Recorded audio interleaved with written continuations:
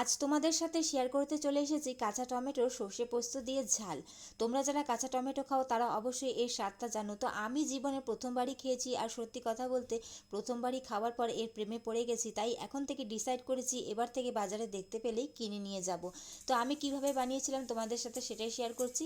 প্রথমেই দেখো, কড়াইতে আমি সর্ষের তেল দিয়েছি, ওর মধ্যে কালো জিরে আর শুকনো লঙ্কা ফোড়ন দিয়েছি। তারপর টমেটোগুলো আমি সরু সরু করে কেটে নিয়ে ওর মধ্যে দিয়ে দিয়েছি, আর এর মধ্যে পরিমাণ মতন নুন আর হলুদ গুঁড়ো দিয়ে দিয়েছি। এখন এটা যতক্ষণ না লাল লাল করে ভাজা হয়ে যাচ্ছে আর নরম হয়ে যাচ্ছে ততক্ষণ এটা আমি ঢাকা দিয়ে ভাজা করে নেব।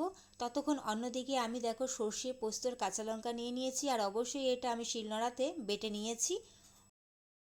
2 মিনিট আমি ঢাকা দিয়ে রেখেছিলাম। এখন দেখো টমেটোর সুন্দর একটা কালার ধরে নিয়েছে আর টমেটোগুলো নরম হয়ে গেছে।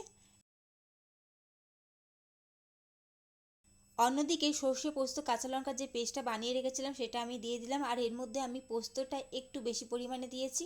এখন সামান্য একটু জল দিয়ে ভালো করে আমি এটা নাড়াচাড়া করে নিচ্ছি।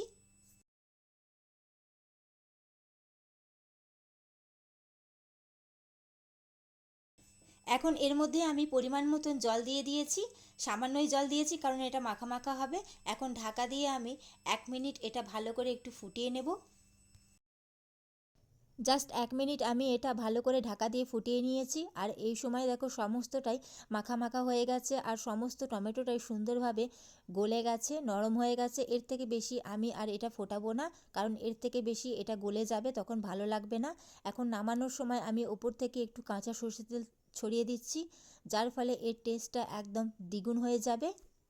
রেডি হয়ে গেল সর্ষে পোস্ত দিয়ে কাঁচা টমেটোর ঝাল। কেমন লাগলো তোমাদের অবশ্যই সেটা কমেন্ট করে জানাবে। ভালো লাগলে অবশ্যই লাইক কমেন্ট শেয়ার করে দিও, এবং যদি না খেয়ে থাকো তাহলে অবশ্যই একবার রেসিপিটা ট্রাই করে দেখতে পারো, কারণ গরম ভাতে একদম পুরো জমে যায়। চলো টাটা।